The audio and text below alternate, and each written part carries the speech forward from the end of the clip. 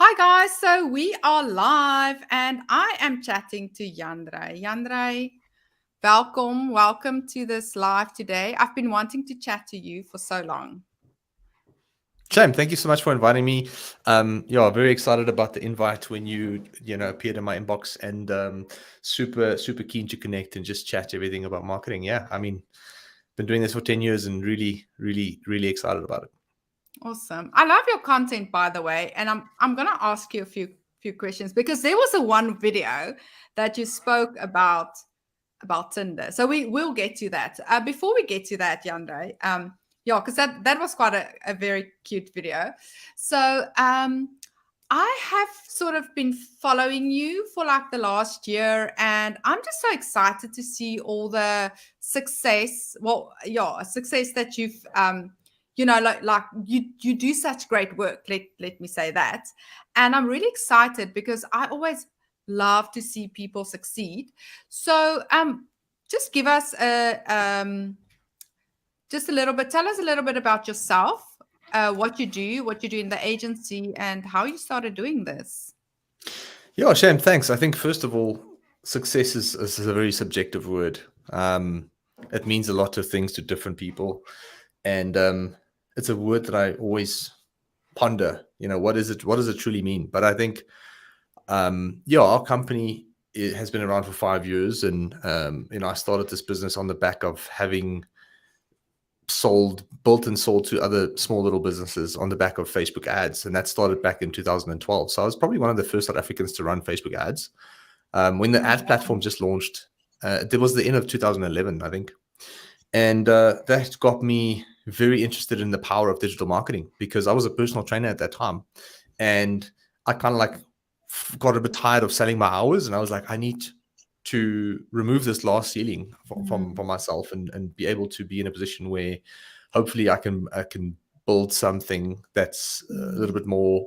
I've got a bit more leg, I suppose, and I was also a bit naive about all the other opportunities that personal training obviously does provide because I was only starting mm, out, but I was already a bit hurtful of the day to day, and I think in essence what happened was I started an online website through a friend, and essentially that was in 2011. In 2012, Facebook ads came along, and I was wow, like, let me that's actually incredible. run some Facebook 2000 ads because Facebook, I mean, yeah. 2011 in our industry is literally like in the 1900s almost. It's like a century ago, you know. So, wow, that is incredible, and it's incredible that you started back then. But I think what we're going to get to as well is um, a lot of people feel maybe it's too late to start, and I'm going to ask your opinion on that as well. But yeah, just continue telling about your business.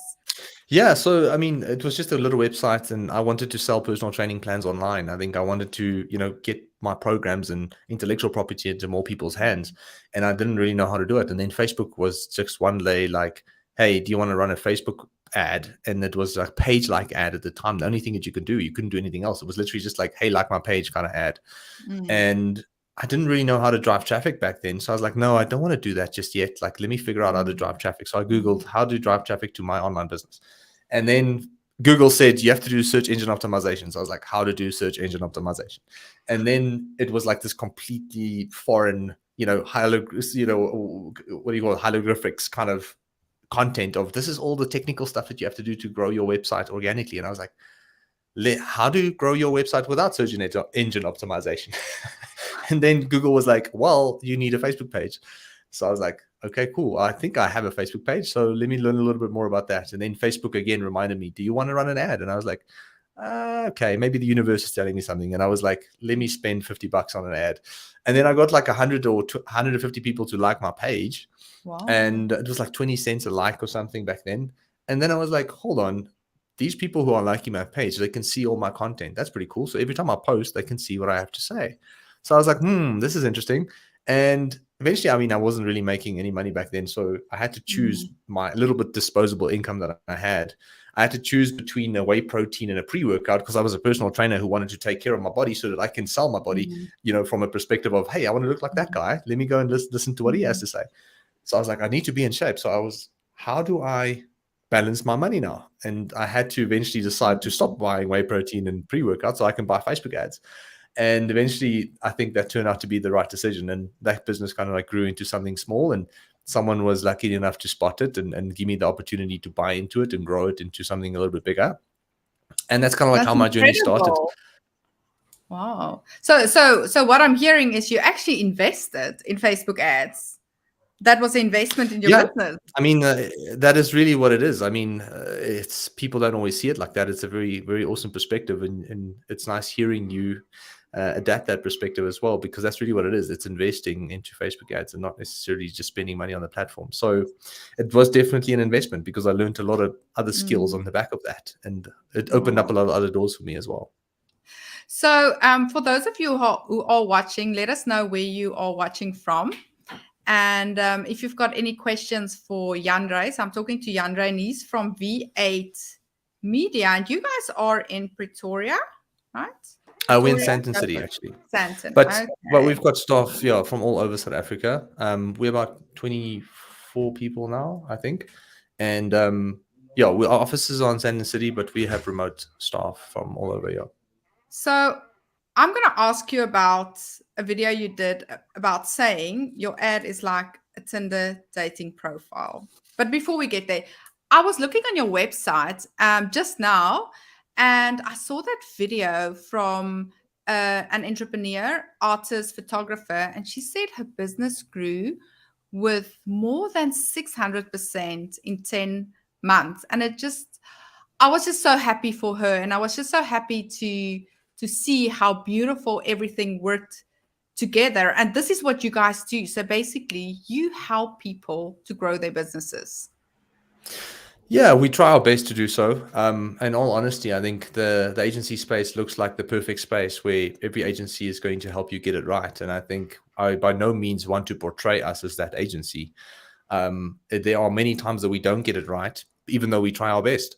And I think what we've learned is that there are businesses that you can help and there are businesses that you can't help. And I think we've gotten better at spotting the businesses that we can help. But there are many variables that play into that success. The personality of the founder, how open-minded they are, how keen they are on risk, what kind of operating expenses they already have. Because if you have a low operating expenses, you are more than open to taking on more expenses.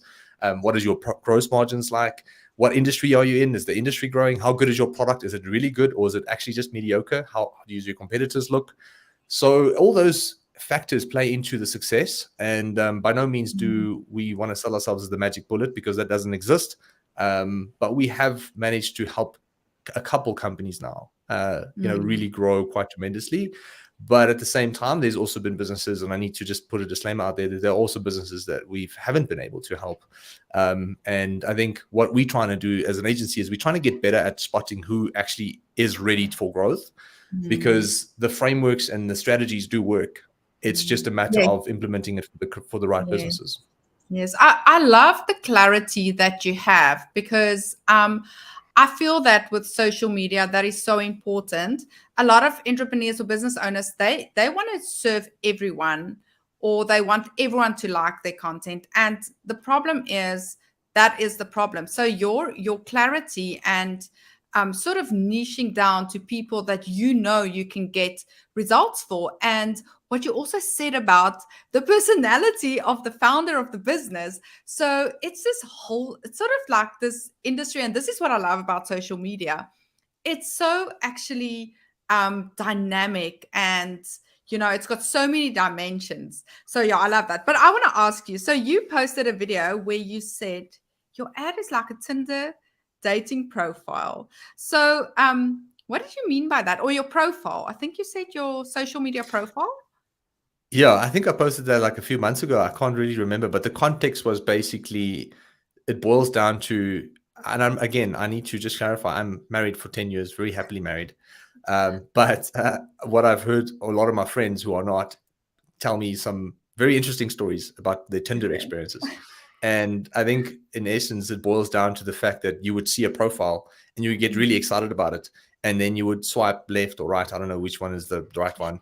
I also don't You would know. swipe the direction that you swipe the direction that you obviously want to confirm that this is someone I'm interested in, and only to be disappointed when you end up on the date. It's like, this person doesn't look anything like their profile. They don't really like romantic talks on the beach. They actually don't like books, because I've asked them about, it's like you realize that it's a bit of a phony profile, and it's really not necessarily as authentic and true to the experience that that first impression. And I think a lot of people's ads are the exact same way. So you would see an ad and it would grab your attention. It would be really cool and exciting, and it would get you going, this is really interesting. And when you then click through to the product page or the landing page, there's usually a disconnect. You kind of like lose that excitement, because it's not necessarily carried through. And you realize, but hold on, the ad and the landing page is completely disconnected. It's not the same thing. Like, the ad looked really well, but the product page is completely, excuse my French, just crap, or it doesn't make sense, or I can't understand the product. There's no reviews on it. Nobody's really bought this before.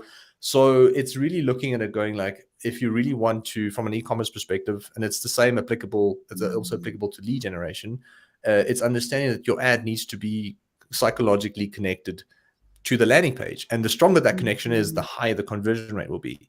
And I think a lot of people just struggle to get that right. So I said, your ads are like a Tinder profile, because everything looks exciting from the surface, but when you start to get to know the person, or you go on that first date, it's a complete letdown. And that would be the equivalent of the landing page or the website, for example. Yes, this is so true. And I think so many people don't get this. I talk a lot about your bios all over. So I would hear about a person or a business and then go Google it like everyone else. And then I would find their LinkedIn profile without a cover picture, or the Google. And I'm just like, guys, these are the most basic things. And then people want to run ads. They want to get traffic to their website, but the basics aren't even ready. So it's almost like you've got this bucket with holes in. And before spending money, you need to fix those holes. So True. That was quite interesting to me. I think it's like some people, and just to add on that, is the whole goal of marketing is to draw attention. But attention is not what's going to grow your business. It's the actual sales. And the sales only happen when you convert the attention. And I think what people don't understand is that you need to convert that attention into something. And the only way to convert that is to be in a position to get the value of the product across, whatever, or the service. So if you're on LinkedIn and someone looks at your profile, and you've grabbed their attention with your name or your title or your bio, or whatever it may be, and you don't really have a sexy profile image or clarity on what you actually do and how you do it, and there's no link to click through to learn more about it, then you lose that attention. So it's really understanding that it's not the attention that's the core driver behind the growth. It's the conversion of the attention, and that's where a lot of people fall short. Yes, I actually watched that. You did a video on that as well that I found very, very good, because it's almost like, so what you said, the whole video is what you said now, how to convert attention into conversion. And it's almost that thing, like, people always ask me, how do I get more followers or get more likes? And I would love to hear, how do you answer someone if they want more followers or more likes? Yeah, I first want to ask them, why do you think you need more followers and likes in order to grow your business? Because usually that's not the case at all. From our perspective, if you look at our social media channels, we're not even active as much as on those channels as we need to be. We don't spend a lot of time to grow those channels. It can obviously benefit your business a lot if you utilize it correctly, but that is definitely not the core essence to wanting to grow your business or needing to grow your business. And I think when someone says, I want to grow my followers and I want to grow my audience, I first asked, like, why? And they go, I want to grow my business. And I was like, but you don't need that to grow your business. What you need if you're really trying to maximize, the opportunity, is that there are much easier ways to grow your business without having to spend so much time on building an audience. That, in my opinion, is a luxury, and it's something that can help you generate leads organically, but it's not a predictable way to grow your business. So it's like word of mouth marketing. Like, if we work with a lot of beauty clinics and we're tapping into the space quite aggressively. And one thing we always hear people say is, like, if we had to ask them, how do you generate business? They go, yeah, it's word of mouth. And I'm like, But how do you want to go from 200 to 150K a month to 300K a month as a salon or a clinic with word of mouth marketing? There's no predictable way to make that happen. What you're doing is you're sitting back and you're praying that people talk about your business. So, and that's not necessarily going to be enough. And even if it is, like, how do you predictably do that every single month to make sure that you can budget and generate the necessary profits to grow and scale? And I think back to organic marketing is it's a really crucial thing, and it's very important, but it's not always a predictable way to grow the business. So if you're a small business, you want to ask yourself first, how can I start growing my business a bit more predictably so I can get the luxury of building an organic brand like a Nike and a Takealot and everybody else? Because that's what everybody wants. Everybody wants to be the next Nike or the next Takealot or the next Uber. And it's like, you need to understand that you first need to get sales through the door. You need to start generating profits, and then you can spend that money on building brand. Unless you've got an endless line of investors lined up to give you a ton of capital to do that, then that's an opportunity or an option for you at least as well. I really love this topic so much. So for those of you just tuning in, I'm talking to Yandre from V8 Media, and we are talking about the perception that's out there that likes brings in business, likes and followers. And what you are saying is when you start out, spending that time on your organic marketing is not going to put food on the table. So how I always see it when I run ads is it's literally like you put on a tap, you get in your leads or your sales. The moment you put off the ads, the tap closes. But what's very interesting, because this has also interested me for a long time. So I think it was 2019. I did an event in Stellenbosch. It was in February 2019. And I think there was about 400 women. And the whole event was about Instagram and how to use Instagram.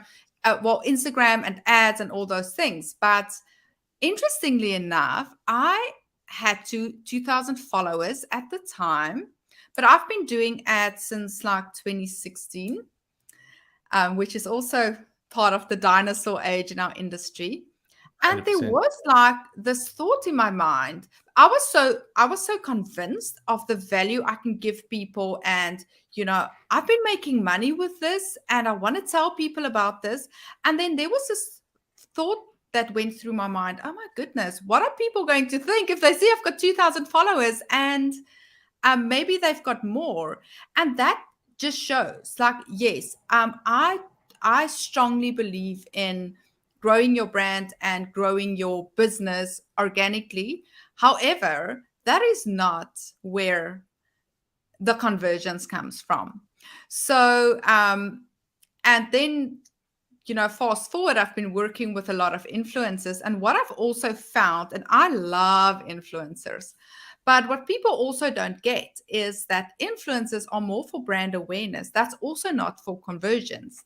And it's interesting, like, I run ads for some people in the performance industry, and for them to sell tickets, like they've got probably 300,000 followers. They would post, yes, they would sell their tickets that day, but then it's over.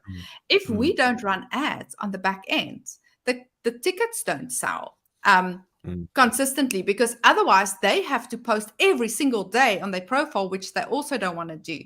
So there is so much power in Facebook and Instagram ads, and I want to get into that. So yes, we know there are a lot of variables, and like you say, you can get results for some people and not for others. But I'm very much, I always encourage entrepreneurs to start playing around with this and to start getting into it. So what would you say to people that hear, okay, I've been in this industry since 2016, you've been since 2011, maybe they've got a business, they've got an e-commerce store, and they are thinking maybe I should dabble with this. Is it too late? So, I mean, the only time it's too late is just before you die, I suppose. To be honest with you, like, I don't know really how to answer that question. Like, I think from our side, it's never too late to do anything. The best time to plant a tree is yesterday. So I think it's realizing that the same thing with your business and the same thing with your skill sets, or if you're someone who works in a company, like the best time to start sharpening your skills, the best time to start doing whatever you need to do to grow your business is now. And that's the only time we really have, is that the past is gone and the future does not exist, and it might not exist. And the only time that you have something tangible that you can do about it is right now. So the best time is always now. And I think with that said, without getting overly philosophical, is really understanding that the best time is now. And it might be a little bit more difficult than it was back in the day. Like in my day, for R1, I could have gotten 5 to 10 likes. And for those 10 likes, 6 of them would have seen my content if I posted it. This is now if we're talking about Facebook specifically. Now, if that is obviously not the case anymore, which means there's other ways that you need to go about generating the demand and the attention and the sales. But what I've realized is there's always a way. Regardless of there's 1,000 ways to skin a cat, and in the digital realm, there's always a massive opportunity to capitalize on. So TikTok ads is the biggest one right now. The costs are quite cheap, the conversions are quite decent depending on the industry. So there's always a massive opportunity. And I mean, I'm running webinar ads now myself for the beauty industry, and it's doing exceptionally well. And the costs are really affordable. And I'm looking at it going, I didn't really think it's going to be this affordable. And it's just my own mindset that created that limiting belief. And it just proves that there's still, most of our business comes from Facebook and Instagram and obviously word of mouth. But again, word of mouth is not a predictable way to grow your company. So from our perspective is we run our own Facebook ads. We run obviously it for we've got about 60, 70 clients in total, 60, I think, just around the 60 to 70 mark. So with that said, all of them are doing Facebook ads. And even if they're not doing it with us, let's say, for example, we didn't get it right for some reason, because we are human and we do make mistakes or whatever might happen.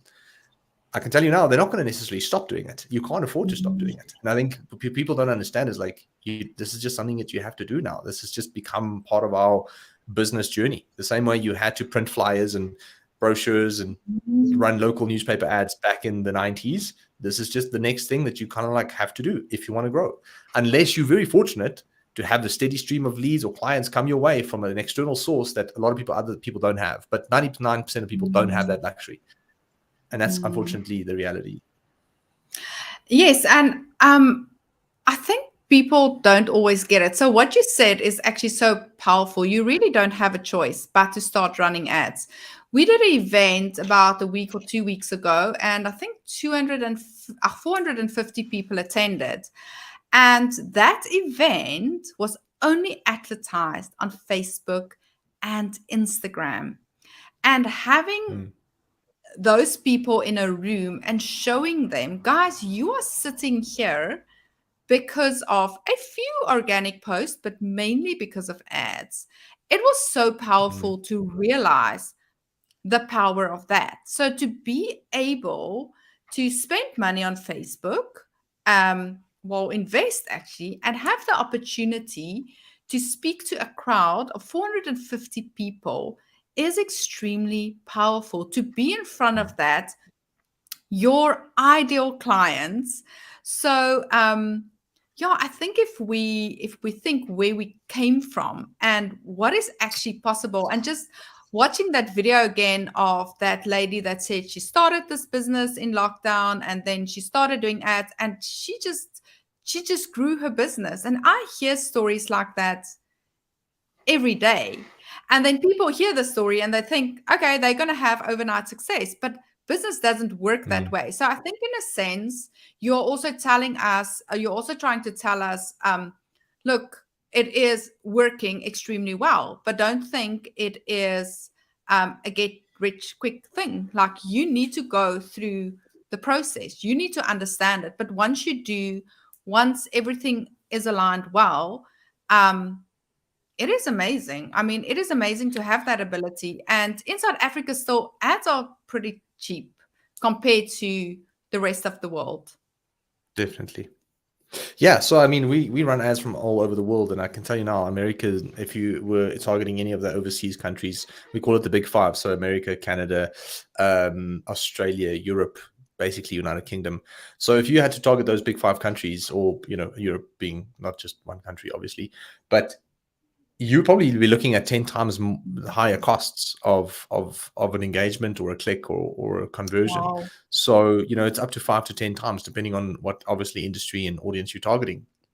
So we don't really realize how good we have it in South Africa. And not just to mention, like, a lot of the companies in South Africa can expand into Africa, where it's even cheaper. And I Even think a lot of people cheaper. don't. Yeah. So I think, like, a lot of people don't know. Everybody wants to go overseas and into America and all these most very competitive countries where it's overly saturated with probably people who sell the exact same products. Meanwhile, you've got African neighboring countries who are like dying for the product, and the cost of advertising there is like 20 times cheaper than South Africa. So it's like, just understanding that there's so much opportunity, number one. Number two, the opportunity is not always what you think it is or where you think it is. And number three, I think it just boils down to understanding that your business obviously just needs to be at the right, I would say, spot, really, to capitalize on ads. Because, like I said, you can generate the attention, but if you can't convert that, we've dealt with, as an agency, I think this is some important context. We always believed in the beginning, when in our more naive years in 2018, when we started, like, every client who could afford your fees were your ideal client. And I think we quickly learned that was the biggest mistake that you can make. It's not about someone being able to afford your fees. It's got to do with the type of product they're selling, with the kind of industry that they're in, the kind of margins that they have, the kind of competitors that they have, the kind of personality that the business owner have, the mindset. All these things actually create the ideal client. And if your business is ticking all those boxes, that you've got healthy margins, you've got a product that people want, you cannot sell something that people don't want. Like, Facebook ads is not going to solve that for you. So you need to make sure that you're actually selling stuff that people want. Number one, if you can tick that box and do that while having healthy margins, and do that whilst being in an industry that is ideally, quite healthy or growing, and you can essentially ensure that you have the logistical back end of taking care of that product or service or whatever it may be, then you have the opportunity to grow, and then Facebook ads can really add a ton of value to your business. We've had this happen to a client who's in the meal prep space. I won't mention their name, but essentially his business, he's been doing this for two, three, maybe even 4 years before us. I'm not 100% sure about the exact time. I think it was about 2-3 years, and his business was at the perfect ripe spot, almost like picking a fruit. It's almost like picking a fruit that's 100% ripe to eat and just enjoy. And his business was at the right spot at the right time. And when we started activating ads, when we started activating all the different services that obviously can contribute to converting that attention, his business blew up, and he left a massive long review. He sent us emails. He sent us, like, he's just so grateful for, being able to work with us. We're obviously grateful for him as a client too. Because I'm going to go to your website after this to go check that out. I'll share offline. I'll share the story offline with you. But I think from our perspective, it's understanding, number one, that your business has to be at the right spot. Not everybody is, unfortunately. And if that's the case, I think whoever is responsibility it is, the agency, the consultant, the freelancer, whomever is really taking control in that regard, needs to tell them, hey, go fix your back end first. Go fix your business first. Make sure you're actually selling stuff that people want. Because not every single business is going to see success. And I think we're living in an era where everybody thinks that ads is just going to solve their problem, and it's really not. It's fuel to the fire, and if there's no spark, there's nothing you can do with the fuel. Exactly. So that is also what I always say. I love what you said. It's fuel to the fire. So if there's no fire, nothing's going to happen. So I have got this strategy in my social media business school. So I work with entrepreneurs, and I help them to show up on social media, and also ultimately to get their business out there.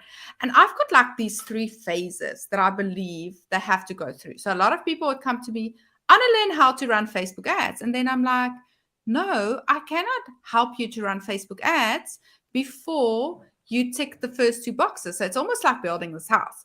So my first thing is that absolute clarity of who are you, why are you doing what you're doing, who are they, how are you solving their problem, and then the content you create. And then when you've got, and this is almost what you said as well, when you have organic success, when people already buy your stuff organically, and it's a good product, and you're really solving a problem in the market, adding Facebook ad is going to expand that. But starting a business, having a product, not testing it with the market, not having organic results, and a lot of people are like that. They think, okay, I'm going to start Facebook ads, and then everyone's going to buy my product, but it's not a product that anyone wants. So if people don't want your product without Facebook ads, they're not going to, just more people are not going to want your product because it's going to be shown to more people. That's going to tell you we don't want this product. So that's 100%. back to basics. 100%. I agree with you completely. And I think what people don't understand is the price and the value equation. And whatever you're selling, whether it's a product or a service, or if you're selling a consulting service, if you're selling a local business selling cleaning service, whatever it is, you need to understand that there's a product and value equation. And ideally, the price of the product needs to be less than the value. If the value is more than the price, people are going to feel like they're getting a good deal. If the price is more than the value, people are going to feel like they're getting done in. And I think what I have seen a lot of people have issues with is really articulating the value of their own product or articulating the value of their own service. And they don't necessarily have the right people to help them do that either. So they might have a good product, but they don't know how to articulate how awesome the product really is. So even though you put the ads out into the world and people go, hey, this is a really cool product, they come to the site, again, the Tinder analogy, but then the value of the product's not really articulated in any way, shape, or form. And it's like walking into a retail store where there's just nobody there, and you're picking up a pair of jeans and you're like, but why is this pair of jeans like $1,500? And then you look around trying to ask someone and there's just nobody there to help you. And I think in retail, physical stores, you've got the luxury of someone walking up to you and saying, hey, sir, ma'am, can I help you? And they're like, why the hell is this pair of jeans $1,500? Well, let me tell you, did you know it's imported, it's this kind of quality, you can wash it like 10,000 times before, it starts to shade, whatever, before it starts losing color. And I promise you, you've got a 30-day money back guarantee. If you don't like it, at the end of the day, the customer is going to be like, okay, I'll take it because you convinced me that it's worth buying. And I think a lot of people lack that from an online perspective, because an online perspective, an e-com store or an online website, regardless of what you're selling, whether it's product or a service, you don't have that luxury of someone going, hey, visitor, you anonymous visitor, what can I help you with? You have a little chat thingy that pops up, but the amount of people that really engage with that are very limited. So it's really understanding that not everybody's going to click at the chat box and say, hey, listen, why is this cost so much? And understanding that, you need to think a little bit further and go, hey, let me try and best articulate the value of this product or service best I can, so that everybody who comes to the site can justify the cost in their own heads. And hopefully we can articulate the value so well that people look at the price and be like, well, that's a no-brainer. And I think that is essentially what a lot of people struggle with. And when you get that right and you then run ads, your business has a really good chance of doing really well. Wow, that is so valuable. What you said there is so valuable because it's so true. People don't know how to portray the value or to craft that offer that is irresistible. And I think that is what I also come across a lot. A lot of the times, it's not a social media problem or a Facebook problem. It's a business problem. So a lot of people come to me because they want help with social media, but then I have to turn to them and say, this is actually a business problem. So we first need to sort out your business, because once your business is sorted out, then Facebook's ads is going to work for you. I want to take it a step further. I need to chime in there, and I need to take it a step further. Please do. They don't have a marketing problem. They have a business problem. And I want to take it a step further. Sometimes they don't have a business problem. They have a personal problem. And I had a mentor tell me, like, I spend a lot of money on mentors. I always want to learn from the best. I always want to grow, and I want to make sure that trickles down to everybody beneath me. When I say beneath, it sounds like it's a superior thing, but it's not. But like everybody who's not at the skill level that I am, I want to be able to share that knowledge. And I think, in essence, what I've learned is that he said, Yandra, you don't have a business problem. You have a personal problem. And it opened my eyes. And I was like, what do you mean? He goes, you've got personal issues manifesting in your business. And I realized that at that point in time, this was 2019, 2020, when the agency was kind of like stagnating, and I was working like a dog. It was 2020, it was pandemic. And I realized I had personal problems in my business, and I had limiting beliefs of what's actually possible. And the next year, thanks to that mentorship, we grew by 3x, and we wouldn't be where we weren't today if it wasn't for that mentorship that I've had. But what I've learned was often it's the founder that holds the company back and by themselves. So if your company is less than 10 people, then it's most likely your own personal problems that's manifesting in your business, whether it's insecurity, anxiety, stress, frustration, limited perspective on life, not being able to really see the broader picture, whatever you want to call it. If that is you as the founder, you're limiting your own business. And often if you can start working on yourself and you can start fixing all these problems personally, what's going to happen is your business is going to be fixed, be improving as well. And you're going to start realizing, okay, I'm open to taking risk. As a business, I need to take risk. If I don't take risk, the only thing that's going to happen, I'm either going to stagnate or go backwards, because the perfect opportunity is not going to come along. The perfect opportunity that says, this is completely free and we're going to guarantee you all the success, that opportunity is just doesn't exist. So in essence, when you work on yourself and you broaden your perspective around business and you broaden your perspective around life, and you deal with your own issues from an anxiety and insecurity and everything else, and you become a better leader, essentially that manifests back into your business improves, your product improves, your service improves. And then when you start running ads, everything else starts to fall in check. And I think to clarify and to conclude, it's not just a marketing issue. It's not just a business issue. Often it's just a personal issue. Wow. This is so valuable. What I want to add to that, I'm so glad you mentioned that you've spent a lot of money on mentorship. Now, I've spent a lot of money on mentorship, and I find that I don't know if it's in South Africa, people are not always keen on, or they don't necessarily see the value of spending money on mentorship.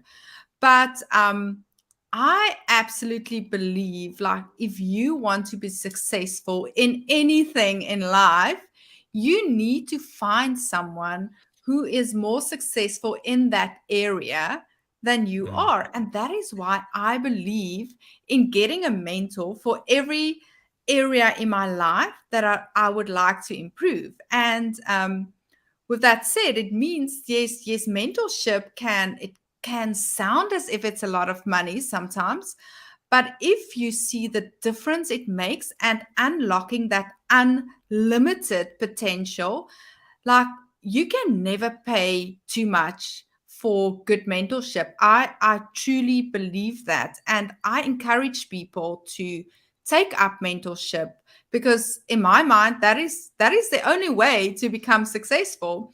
And I actually one of my mentors a while ago, I was learning more about investing and things like that, and I actually asked him, what is something one can invest in? Like, what is a good investment? Maybe you've got a few bucks spare, And he said to me something that really struck me. He said, if you want to invest money, you've got money, anything less than 1 million rand, up to 1 million rand, the best investment you can make with that money is to invest it in yourself.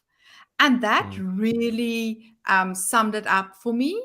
And, because if you only have 1 million rand, it means you still need a lot of mentorship to grow your business, to grow your ability to generate an income. And I thought that was 100%. Brilliant. So I'm so glad that you said you paid a lot of money. Right? So yeah, and I mean the smarter you get, and I mean smart is in air quotes because I mean it's a completely subjective thing, but the smarter you get in terms of your industry, the more skilled you get. Also, the higher the cost of learning becomes, because if you don't know anything, you can buy a course for $29 and you can learn a lot. But then if you've been doing this for 10 years, I'm paying people $2,000-$3,000 a month to learn one simple thing. But that one simple thing can change my whole business or my whole life. And I think in essence, the more skilled you get in a specific area, the more it actually starts costing to. So for example, if it was 100% equation, so let's say hypothetically, there's 100% of stuff that you can learn. To learn the first 30, 40, 50% is the cheapest and the easiest. But to learn that other 50% becomes more expensive, and that's where time and energy, and that's where you need to make sure that you're actually getting the right people, that you're spending your money on the right people, the people who actually know what they're doing, the people who are 5 steps ahead of you, and not 10. Because someone who's too far ahead of you have already forgotten what exactly they had to do to get you a step further. And then you can't hire someone in another industry. Like I had a friend who hired a mentor. He was in retail, but then he hired someone who basically became a billionaire in the software industry. And I was like, dude, like, what are you doing? And he was like, I had no value from that person. And I was like, but it makes sense because he's never been in retail. So if you want to learn about retail, go to someone else who's been in retail, but also don't go to the guy who started Tiger Brands. Go to the person who is now a success in retail, not the guy who was a success in retail. And again, no offense if any of those people are watching, but I'm just saying, essentially, it boils down to learning from the person who's 3 steps ahead of you, 4 steps ahead of you, as opposed to the person who's 10 steps ahead of you, because the person who's 10 steps ahead of you can't resonate with you. And I think what I've also learned is that if you have less than R1 million, for example, putting that into a fund is going to get you 10% back, perhaps a year if you're lucky, if you're putting in the right fund. So what your mentor said makes a ton of sense, because anything less than R1 million, the compounding effects of investing in yourself is going to way surpass that 3 or 4 or 5 years from now, as opposed to the additional revenue that you would have gotten if you had to put that R1 million into a fund. So I think 100%, if you've got 10 million rand, put it in a fund and you're going to get R1 million every year. You're going to get, 100K a month for doing nothing. But essentially, if you're anything below, there's a certain benchmark. If you're anything less than that, you have to invest in yourself so that you can learn those skills. Those skills can compound. And then once they start compounding, that's when you start making a difference in your own life, from your career perspective, and business perspective. Wow. And I think skill compounding is one thing that a lot of people don't necessarily understand. And I want to touch on this because I'm very passionate about it. I would have never been able to start my agency if I haven't stacked and compounded skills for 5 years. So the Facebook skills that I've learned in 2012, the copywriting skills I've learned in 2013, the email skills and funnel skills I learned in 2014 and 15, the Google ads and all other skills I've learned, design skills, branding skills, everything I've learned. I sold my first company, just backstory, and then I worked for a retail company who bought that business. And I learned about wholesale, retail. I learned about e-commerce. I've learned about margins, spreadsheets, and all that other stuff that you don't necessarily always find super sexy. But because of all those skills I've stacked, I was able to essentially, be able to start V8 with limited money. And I started it in my son's bedroom. And essentially the only reason that worked out is because I had all these skills that could actually implement, and start generating business for myself. I feel this is such a big topic. It's like we can do a whole session just on this, because what I feel this also comes close to is also in that skill compounding, there would have been many failures as well, and how that actually adds up. But anyway, I want to get into e-commerce. And because that is what you're really good at, I understand. But I want to tell you a story. It's so funny because I want to talk to you about the future of online selling, e-commerce, things like that. So I've got a daughter that's 7 years old. She's turning 8 now in March. So, and she's got a little hamster. Her hamster is called DJ Coco. He's so cute. But now recently she told me DJ Coco needs a neighbor. So she's actually telling me she wants another pet. And then the easiest pets I could think of was silkworms. I'm like, okay, let's get silkworms. But anyhow, I couldn't get silkworms. I don't think it's silkworm time now. And oh my goodness, here I found a silkworm shop online. And I ordered silkworms online. But what I got was eggs so I've got them now. And apparently they are going to hatch in 7 days. So I was like amazed. How do you order? Because then the guy said, normally sends like small silkworms or whatever, but it was out of stock because he got so many orders and he took it off. He's got an e-commerce store for silkworms. I was like, how in the world? I would never have thought of that. And that's also something you said in the beginning about opportunity. You're not going to know what the opportunities are if you're not in the market. So tell me about the e-commerce landscape and what are your views on that? Yeah, I suppose there's so much to say. It's quite a broad question. I'm happy to sit here all day to answer that for you. But I think the long and the short of it is it's an amazing opportunity.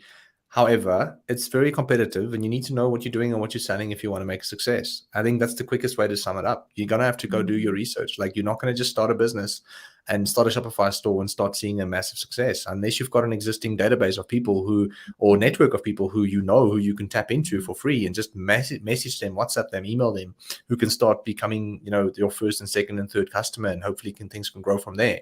A lot of people who we deal with, a lot of small to medium sized businesses,